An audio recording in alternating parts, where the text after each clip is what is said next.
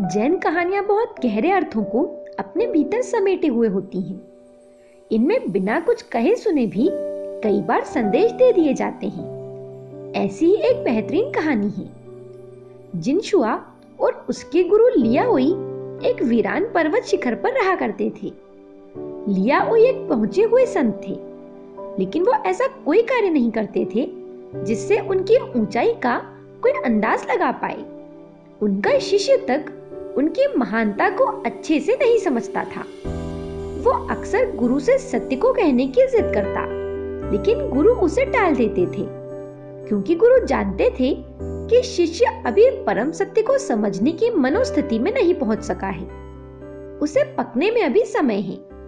लेकिन जिनशुआ थोड़ी जल्दी में लग रहा था। एक दिन जिनशुआ अपने गुरु के साथ उनके एक मृत मित्र के परिवार के पास शोक संवेदना प्रकट करने के लिए जा रहे थे। रास्ते में जिनशुआ ने अपने गुरु से पूछा, जिनके यहाँ हम चल रहे हैं वो जीवित है या मृत? इस पर गुरु ने कहा, तुम ये नहीं कह सकते हो कि वो जीवित है, और तुम ये भी नहीं कह सकते हो कि वो मर गया है। जिनशुआ ने फिर पूछा, हम ऐसा क्यों नहीं कह सकते? लियाओई बोले, अगर तुम ये नहीं कह सकते हो तो तुम ये नहीं कह सकते हो। गुस्से में आकर जिनशुआ बोला, बेहतर होगा कि आप मुझे ये बताएं, नहीं तो मैं आपको मारूंगा।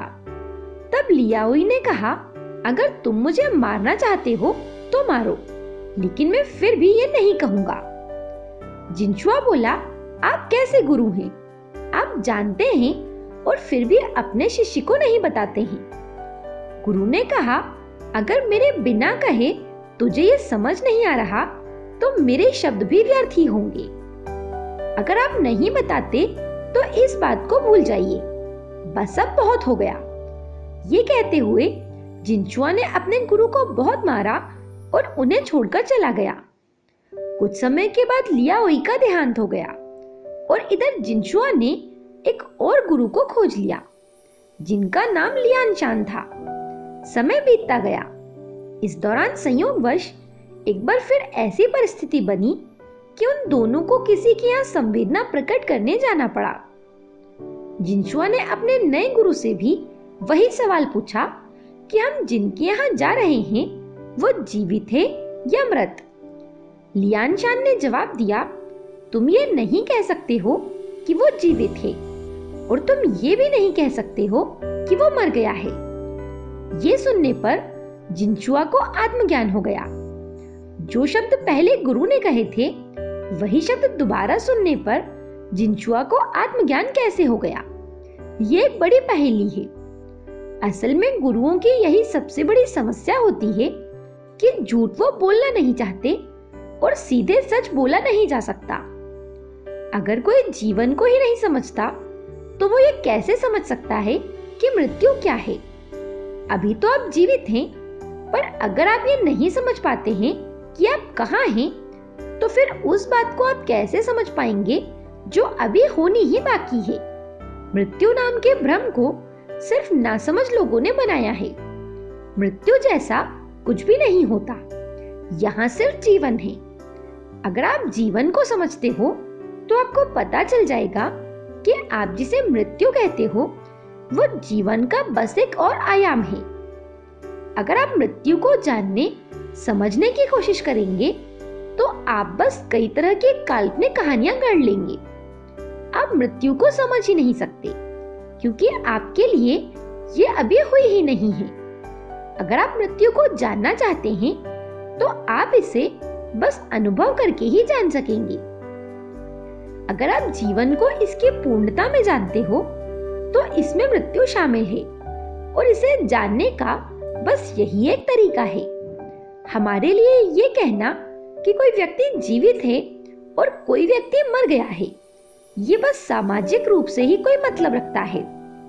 इसका अस्तित्व की दृष्टि से कोई मतलब नहीं होता, और जिन लोग सिर्फ अस्तित्व के आयाम को ही देखते हैं, इसलिए उनकी कहानियां भी थोड़ी विचित्र होती हैं। असल में सामाजिक रूप से हम स्पष्टता से कह सकते हैं कि कोई व्यक्ति जीवित है या मर गया है, पर अस्तित्व की दृष्टि से आप नहीं कह सकते कि कौन जीवित है और कौन मर गया है।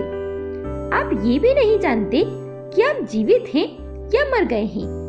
आप नहीं जानते कि आप जागे हुए हैं या फिर सपना देख रहे हैं। अस्तित्व की दृष्टि से यही सच है।